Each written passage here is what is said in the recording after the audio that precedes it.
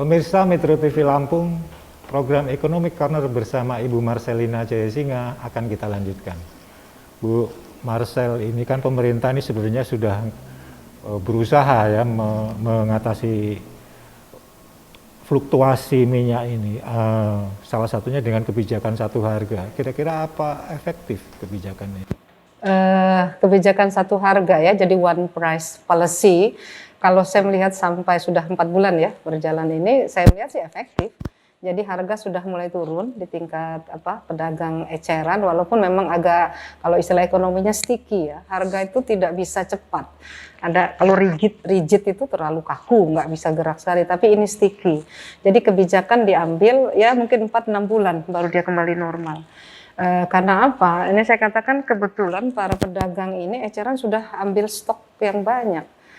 Tambah lagi ya oke lah, ya yang spekulan para penimbun tuh bermain kemarin ini, gitu giliran harga dia langsung timbun ya segala macam dan seterusnya. Jadi saya kira kalau satu harga sekarang sudah mulai turun, kita melihat dari 20 ya pernah 30, 20, hari ini 18.500 sudah mulai.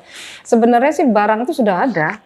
Barang di pasar yang minyak subsidi sudah ada, tetapi pedagang tidak mau terlalu rugi. Seperti satu pedagang dia sempat beli 16.500 pada saat lagi itu, dan dia biasanya dia jual 18.500 waktu lagi langka itu ya.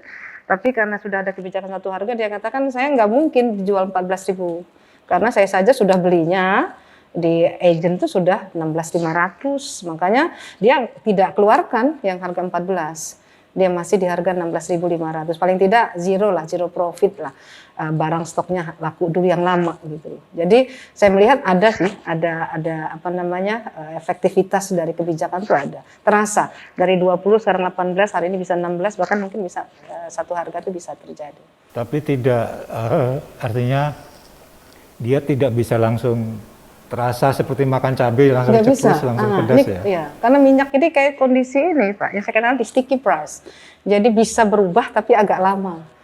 Jadi baru terasa 4-6 bulan berikutnya. Iya, itu proses sticky price itu seperti itu. Iya. Pemerintah juga menunda nih operasi pasar ya, karena kebijakan satu harga ini. Menurut Ibu nih, bagaimana seharusnya pemerintah mengatasi persoalan ini, sementara operasi pasar juga kan hanya sporadis aja di tempat tertentu, di wilayah tertentu, dan tidak dilakukan di semua tempat gitu.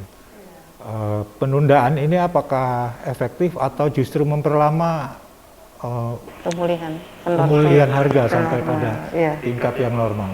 Iya, saya kira operasi pasar ini seperti shock ya Pak ya. Jadi shock aja di pasar supaya sosialisasi lah, itu sebangsa sosialisasi dengan tindakan. Nah selama ini kan pemerintah lakukan sosialisasi, tidak ada tindakan. Nah sekarang dia lakukan sosialisasi harga ke 14.000 dengan tindakan operasi pasar. Tapi persoalannya adalah seberapa besar dana yang dimiliki pemerintah untuk melakukan operasi pasar ini gitu. Dan itu juga kan para ibu yang dapatkan dengan KTP, kemudian 1 liter paling 2 hari habis gitu ya. Pakai tinta juga. Pakai tinta seperti pemilihan umum ya, seperti itu. Jadi pertanyaannya seberapa besar pemerintah punya pembiayaan untuk operasi pasar dan akan berapa lama? Saya katakan tadi bisa kembali normal itu sekitar 6 bulan. Ya, jadi hitung-hitungan saja lah 6 bulan kalau dia 2 hari sekali operasi di beberapa tempat, tapi dalam rangka untuk menurunkan itu ya baik. Artinya pemerintah peduli gitu loh. Dengan keresahan ibu-ibu rumah tangga ini peduli, artinya udah bagus itu. Artinya gini loh, bahwa kebijakan satu harga tetap berjalan, kemudian secara simultan operasi pasar juga harus dilakukan sebetulnya. Iya. Jadi untuk mengatasi itu tadi ada beberapa pedagang yang belum bisa menurunkan ke harga 14.000 tadi. Jadi dalam rangka itu supaya terus menarik ini tadi kebijakan itu ke arah kembali ke normal di satu harga. Jadi kebijakan berjalan beriring ini. Satu harga 14.000, kemudian terus lakukan operasi pasar. Sebetulnya barang itu ada ya Bu? Sebenarnya ada. Sudah ada. Cuma itu tadi saya katakan pedagang tidak mau terlalu rugi amat gitu ya. Jadi dia tetap keluarkan stok lama dengan harga lama. dengan harga lama? Dengan harga lama ada sebenarnya, sudah ada. Cuma nanti setelah barang dia yang dalam posisi dia beli harga agak tinggi tadi habis, ini keluar. Makanya saya katakan sekitar 2 bulan lagi lah, itu akan balik normal kok. Ya, tapi sepanjang itu tadi saya katakan bahan baku ini pemerintah harus buat kebijakan bahwa DMO itu domestic market obligation ini benar-benar dipatuhi. Siapapun mau dia Malaysia punya perusahaan, Singapura harus dipatuhi, penuhi dulu lah kebutuhan domestik. Sisanya baru. Tapi kan sekarang kebutuhan domestik itu makin besar, Mas Widodo. Udah ada biofuel, sudah ada biodiesel, kemudian ada segala macam tadi, kemudian untuk kosmetik. Dan kita sadari itu sekarang barang langka. Gitu. Saya kira malah kebutuhan itu akan tinggi sekali gitu loh. Tinggi kebutuhan di dalam negeri. Makanya bisa diekspor tadi paling berapa puluh persen lagi gitu. Jadi masih sekitar 6 bulan dan tidak 4 sampai 6 bulan ya Bu ya. Tapi ini juga di sisi lain juga membawa berkah juga bagi petani sawit kita ya. Iya, benar. Harga tinggi nih. Ini harga tinggi, bahkan mereka sekarang biasa yang ngoret itu 1 hari itu dapat 50.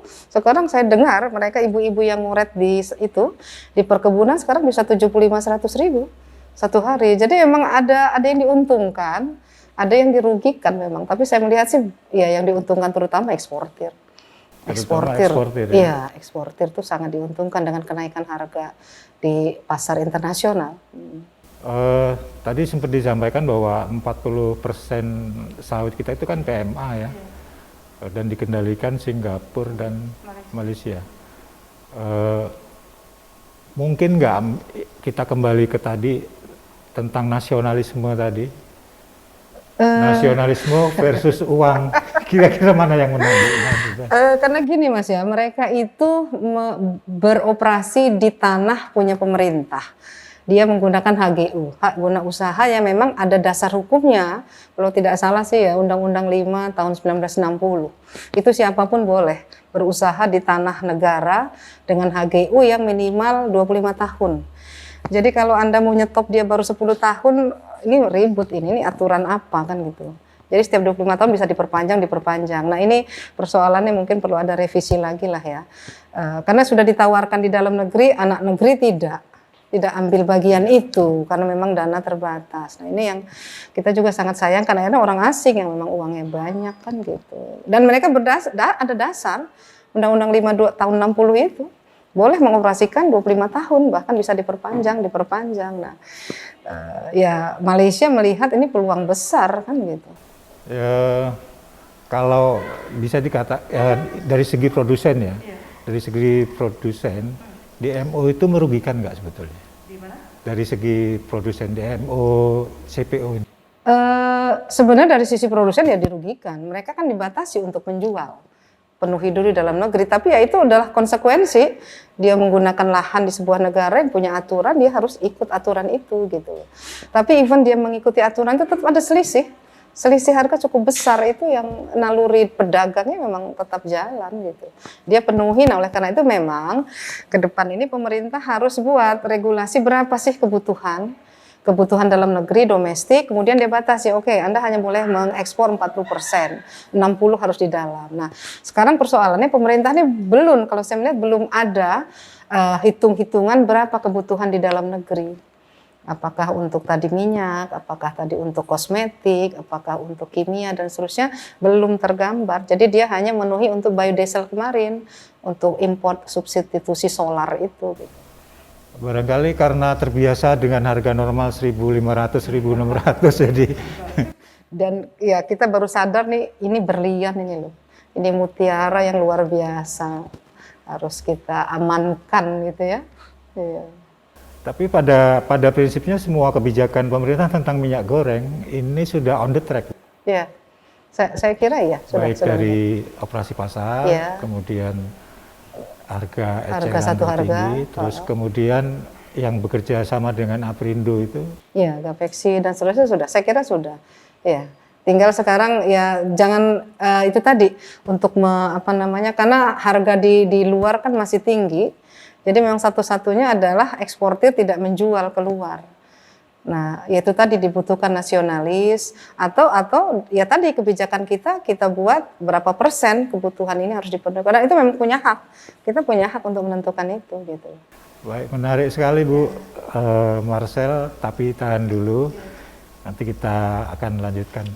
Pemirsa Metro TV Lampung, program Economic Corner akan kita lanjutkan setelah jeda berikut ini.